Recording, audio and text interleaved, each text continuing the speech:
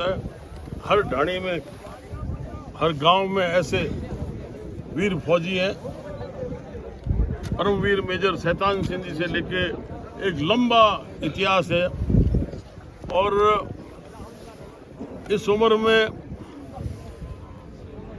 भैरव सिंह जी का स्वर्गवास हुआ है, लेकिन सबकी भावना उनके साथ में, उनके परिवार के साथ में, उनके गांव वालों के साथ में। भैरव सिंह जी ने बड़ा संघर्षपूर्ण जीवन जिया है। उनकी धर्मपत्नी का भी बहुत पहले स्वर्गवास हो गया और भैरव सिंह जी के लड़के हैं, वो इसके पेंशन के भी पात्र नहीं होते।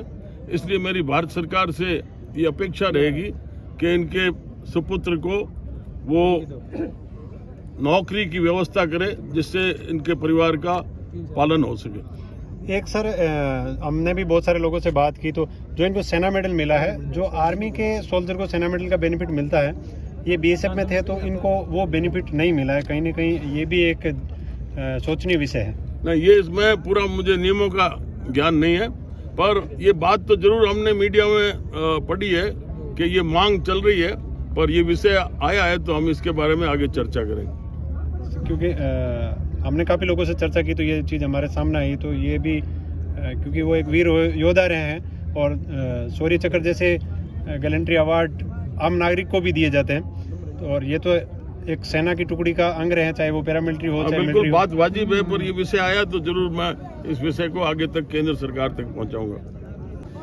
भाटी साहब, उस समय संसाधन बहुत कम थे और जिसमें 71 की लड़ाई लड़ी गई और बताते हैं कि पाकिस्तान की सेना, एक बार तो ऐसा लग रहा था कि पूरा पाकिस्तान आ रहा है सामने, और उस समय उनकी चेतना कितनी ऊंची थी कि वो उनका सामना किया और एक 71 की लड़ाई एक यादगार बनाई।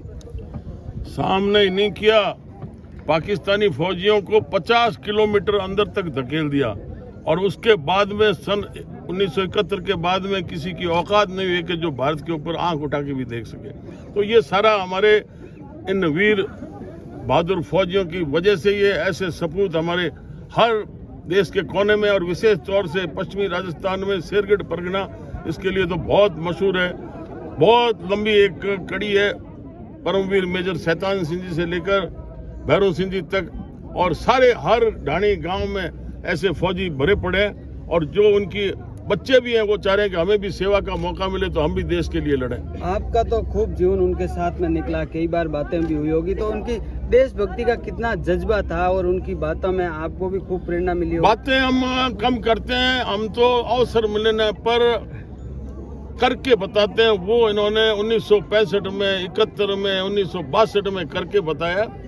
उस समय तो खैर जैसा भी था संसाधन नहीं थे, लेकिन आत्मबल इतना था, उनका इतिहास है पीढ़ियों का, जो हमेशा उन्होंने साके किए, जिनकी देवलियां गांव-गांव में बनी हुई है।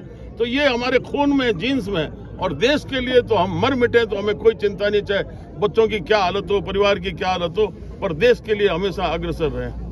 9 शहीद हुए इस गाँव में, 9 शहीद हुए इस गाँव में। हर टिब्बे के ऊपर गाँव ढाणी में इतिहास अलग ही है। तो आप क्या कहना चाहोगे? एक तरफ शेरगढ़ में जो घुंगरा गांव में हादसा हुआ और उसके बाद में ये और एक क्षति और हो गई शेरगढ़ के लिए।